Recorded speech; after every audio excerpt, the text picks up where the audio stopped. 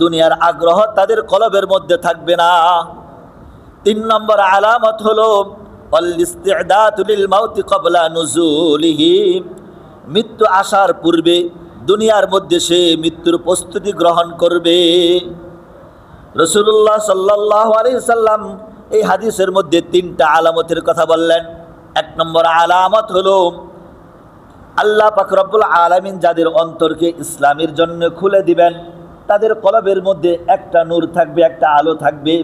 সাহাবায়ে কেরাম প্রশ্ন করলেন, ইয়া রাসূলুল্লাহ, ইয়া হাবিবাল্লাহ, দুনিয়ার মধ্যে আল্লাহ তাআলা যাদেরকে হেদায়েত দান করবেন, হেদায়েতের আলো, হেদায়েতের নূর যাদের কলমের মধ্যে দান করবেন, তাদেরকে চিনার কোনো আলামত আছে কিনা?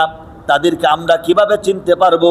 রাসূলুল্লাহ সাল্লাল্লাহু আলাইহি সাল্লাম বলেন, 1 নম্বর আলামত হলো আল ইনাবাতু ইলা দারিল খুলুদ।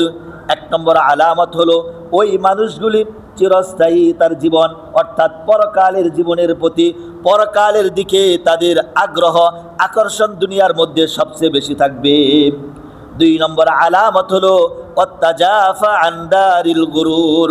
2 নম্বর আলামত হলো ওই মানুষগুলি দুনিয়া বিমুখতা লাভ করবে, ওই মানুষগুলির কাছে দুনিয়া মুহাব্বত হবে না, দুনিয়া দামি হবে না, ওই মানুষগুলির কাছে দুনিয়া ভালো লাগবে না, দুনিয়ার মুহাব্বত ভালোবাসা তাদের কাছে তুচ্ছ মনে হবে। 3 নম্বর আলামত হলো আল-ইস্তি'দাদু লিল মাউতি ক্বাবলা নুজুলি। 3 নম্বর আলামত হলো এই মানুষগুলো মৃত্যু আসার পূর্বে দুনিয়ার মধ্যে মৃত্যুর প্রস্তুতি গ্রহণ করবে, মৃত্যুর চিন্তা, মৃত্যুর ফিকির তাদের কলবের মধ্যে থাকবে। দেখেন, রাসূল আকরাম সাল্লাল্লাহু আলাইহি সাল্লাম এই হাদিসের মধ্যে 3টা আলামতের কথা বললেন। কাদের কথা আলামত?